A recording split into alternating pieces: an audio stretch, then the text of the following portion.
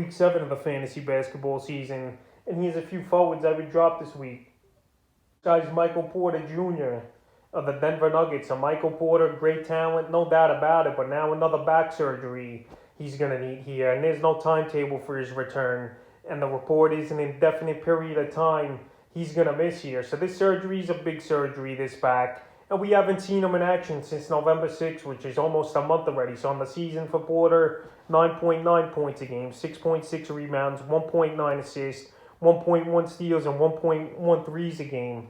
Only 35% from the field. So last season was a huge breakout season for Porter, where he got the max contract in the offseason. But now with this injury, especially the back, once that goes here, that's a big problem. Even though I know he's a young guy, and the reports are saying he's going to be 100% once he recovers here from this injury. But in my opinion, this easily could be a 4 to 6 month injury and recovery time, especially the back. You got to be delicate. You got to take your time with it. And it's one of the worst injuries a player could have in any sport, in my opinion. It's the back or obviously the Achilles, those type of things. So right here, I would just drop Porter, in my opinion. I know you got injured list spots and stuff to stash him on, but this is not good news at all right here. And I know keeper and dynasty leagues, you might want to keep him, but in redraft leagues, there's no reason, in my opinion, to hold on to Michael Porter. This is a bad injury, no timetable for the return, and he was struggling as well, even though the injury definitely played a factor beforehand till he needed the surgery here. So Porter is a drop this week. The second forward I would drop this week is Bogdanovic of the Atlanta Hawks. Bogdanovic, he went down with a nasty ankle sprain versus the New York Knicks a few days ago, and he had to get carried off the court in that ball game. So on the season, 11.6 points a game, 3.6 rebounds, 2.5 assists, 2.2 threes a game, and 44% from the field. So his points from last season are down 5 points a game. And he's had games where he's been on and games where he's been off here is Bogdanovic. So the last few games from November 24th at the Spurs, 18 points, 5 boards, 3 assists, a steal, 2 blocks, 4 threes, 58% from the field. November 26th versus Memphis, 8 points, 7 boards, 4 assists, a 3, 75% from the field.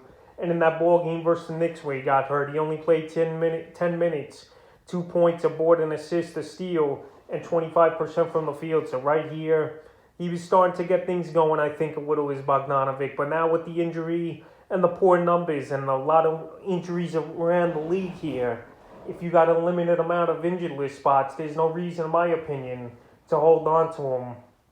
And I would drop him. And the third and final forward I was drop is his teammate, Gallinari of the Atlanta Hawks. So right here, Gallinari, he got a big contract last year in the offseason from the Hawks. And last season was a decent year for him. But this year, I don't know what the deal's been with Gallinari. 7.9 points a game, 3.6 rebounds, 1.1 assists, 1.2 threes a game, and 39% from the field. So right there, this guy got about $17, $18 million a year. And he's not producing here as Gallinari. And there's no reason, in my opinion, for fantasy owners to hold on to him. The field goal percentage is piss poor. He's not scoring the basketball, and he's a one-dimensional player. If he's not scoring and hitting threes, he don't really give you much of any other category in fantasy. The last few games for him, November 24th at the Spurs, 10 points, 2 boards, 3 assists, 25% from the field.